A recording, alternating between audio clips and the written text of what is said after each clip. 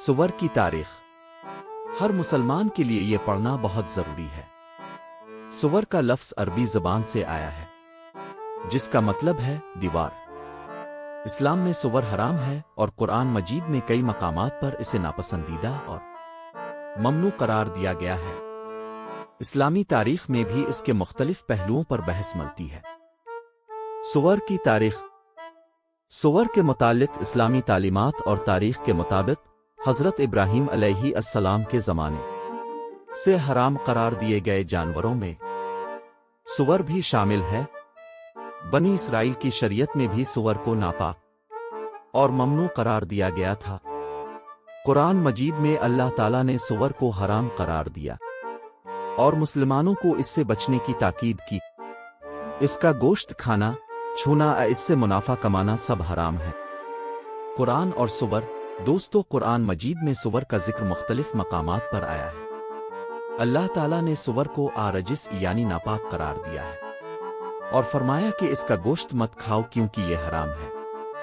اس کے حرام ہونے کی وجوہات میں اس کا ناپاک اور غیر صحت بخش ہونا بھی شامل ہے۔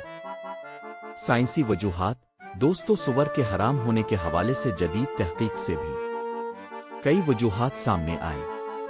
سور کے گوشت میں کئی اقسام کے جراثیم اور وائرس ہوتے ہیں جو صحت کے لیے خطرناک ہو سکتے ہیں۔ اسلام میں حلال و حرام کا تصور انسان کی فلاح و بہبود کے لیے ہے۔ دوستو، یورپ سمیت تقریباً تمام امریکی ممالک میں گوشت کے لیے بنیادی انتخاب سور ہے۔ اس جانور کو پالنے کے لیے ان ممالک میں بہت سے فارم ہیں۔ صرف فرانس میں پگ فارمز کا حصہ 42,000 سے زیادہ ہے۔ کسی بھی جانور کے مقابلے میں سور میں زیادہ مقدار میں فیٹ ہوتی ہے، لیکن یورپی و امریکی اس مہلک چربی سے بچنے کی کوشش کرتے ہیں۔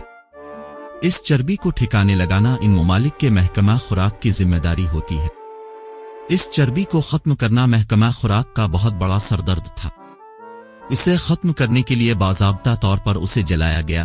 لگ بھگ 60 سال بعد انہوں نے پھر اس کے استعمال کے بارے میں سوچا تاکہ پیسے بھی کمائے جا سکے۔ صابن بنانے میں اس کا تجربہ کامیاب رہا۔ شروع میں سور کی چربی سے بنی مصنوعات پر کانٹینٹس کی تفصیل میں پگ فیٹ واضح طور پر لیبل پر درج کیا جاتا تھا۔ چونکہ ان کی مصنوعات کے بڑے خریدار مسلمان ممالک ہیں اور ان ممالک کی طرف سے ان مصنوعات پر پابندی عائد کر دی گئی، جس سے ان کو تجارتی خسارہ ہوا۔ 1857 میں اس وقت رائفل کی یورپ میں بنی گولیوں کو صغیر میں سمندر کے راستے پہنچایا گیا۔ سمندر کی نمی کی وجہ سے اس میں موجود گن پاؤڈر خراب ہو گیا اور گولیاں ضائع ہو گئیں۔ اس کے بعد وہ سور کی چربی کی پرت گولیاں پر لگانے لگے۔ گولیوں کو استعمال کرنے سے پہلے دانتوں سے اس چربی کی پرت کو نوچنا پڑتا تھا۔ جب یہ بات پھیل گئی کہ ان گولیوں میں سور کی چربی کا استعمال ہوا ہے، تو فوجیوں نے، جن میں زیادہ تر مسلمان اور کچھ سبزی خور ہندو تھے، نے لڑنے سے انکار کر دیا، جو آخر کار خانہ جنگی کا باعث بنا۔ یورپی باشندوں نے ان حقائق کو پہچان لیا اور پگ فیٹ لکھنے کے بجائے انہوں نے FIM لکھنا شروع کر دیا۔ 1917 کے بعد سے یورپ میں رہنے والے تمام لوگ حقیقت کو جانتے ہیں کہ جب ان کمپنیوں سے مسلمان ممالک نے پوچھا کہ یہ کیا ان اشیاء کی تیاری میں جانوروں کی چربی استعمال کی گئی ہے، اور اگر ہے تو کون سی ہے، تو انہیں بتایا گیا کہ ان میں گائے اور بھیڑ کی چربی ہے۔ یہاں پھر ایک اور سوال اٹھایا گیا کہ اگر یہ گائے اور بھیڑ کی چربی ہے تو پھر بھی یہ مسلمانوں کے لیے حرام ہے، کیونکہ ان جانوروں کو اسلامی حلال طریقے سے ذبح نہیں کیا گیا تھا۔ اس طرح ان پر دوبارہ پابندی عائد کر دی گئی۔ اب ان کثیر القومی کمپنیوں کو ایک بار پھر نقصان کا سامنا کرنا پڑا۔ آخر کار انہوں نے کوڈڈ زبان استعمال کرنے کا فیصلہ کیا تاکہ صرف ان کے اپنے محکمہ فوڈ کی ایڈمنسٹریشن کو ہی پتہ چل سکے کہ وہ کیا استعمال کر رہے ہیں اور عام آدمی اندھیرے میں ہی رہے۔ اس طرح انہوں نے ای کوڈز کا آغاز کیا۔ یوں آج کل یہ کی شکل میں کثیر القومی کمپنیوں کی مصنوعات پر لیبل کے اوپر لکھی جاتی ہے۔ ان مصنوعات میں دانتوں کی پیسٹ، ببل گم، چاکلیٹ، ہر قسم کی سوٹس، بسکٹ، کارن فلاکس، ٹافیا، کینڈیڈ فوڈز، ملٹی وٹامنز اور بہت سی ادویات شامل ہیں۔ چونکہ یہ سارا سامان تمام مسلمان ممالک میں اندھا دھند استعمال کیا جا رہا ہے۔ سور کے اجزاء کے استعمال سے ہمارے معاشرے میں بے شرمی، بے رحمی اور جنسی استحصال کے رجحان میں بے پناہ اضافہ دیکھنے کو مل رہا ہے۔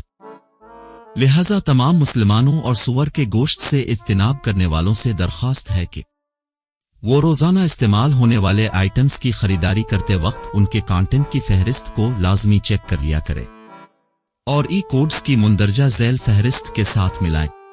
اگر نیچے دیے گئے اجزاء میں سے کوئی بھی پایا جاتا ہو تو پھر اس سے یقینی طور پر بچیں، کیونکہ اس میں سور کی چربی کسی نہ کسی حالت میں شامل ہے۔ Doctor M Amjad Khan, medical research institute, ریاستہائے متحدہ امریکہ۔